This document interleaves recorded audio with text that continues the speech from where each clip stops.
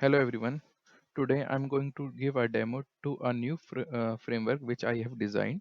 So in this framework, what we do not write any Java code, we do not write any web element. We just write a common English steps in a feature file, and then automatically our framework convert in a step definition, and also in runtime it will generate a web element in runtime. So what is the scenario for my this demo?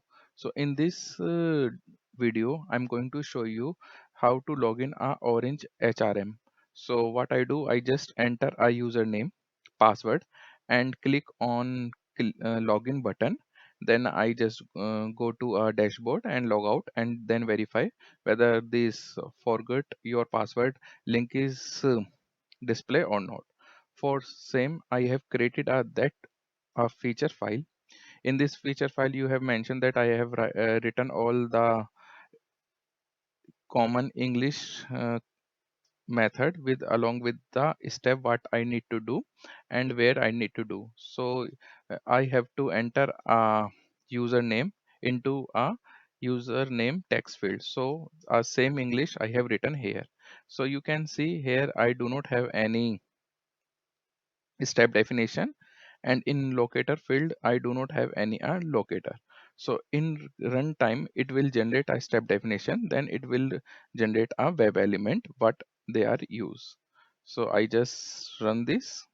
So you can see I have click on run button, and it shortly it will create a step definition. So you can see this all the steps has been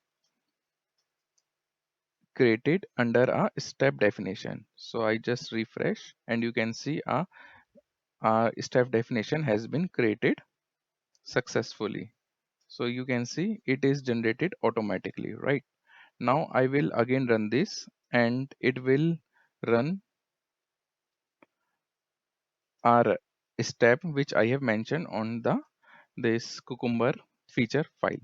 So first it will launch a Chrome browser, then it will enter the username and password. So in runtime it just asks me whether you want to go further with a generated web element or not. So you can see at runtime it asks me, this is the username, do you want to enter the use this web element? I said, okay.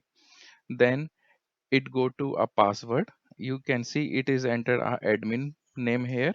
Now it is asking for the password. So for the password, it runtime it generating a web element at a runtime. Suppose I do not want to use this web element which is generated by our framework. I click on cancel.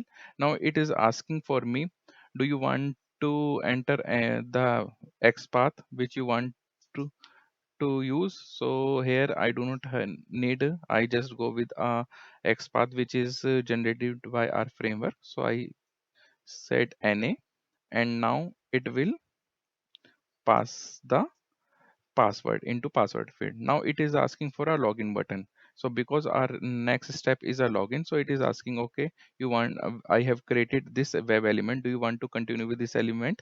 I said yes. Okay.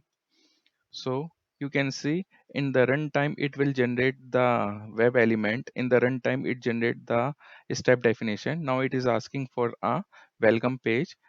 So I said okay, I want to use this. Now it is asking this logout XPath, do you want to continue with this logout XPath? I said okay, and then it log out, and for the forgot password it is asking this. I am saying okay, I like this forget password XPath. So you can see in the runtime it will generated are the web elements. Now I click locators, and you can see the web elements is generated. So you can see this is the username, this is the main XPath which is generated by by our framework, and this is the other web elements which is similar to that XPath. So but for this we said okay, we need to use this. So this is the our main XPath, and this is the other XPath. Same for the password and login button and this.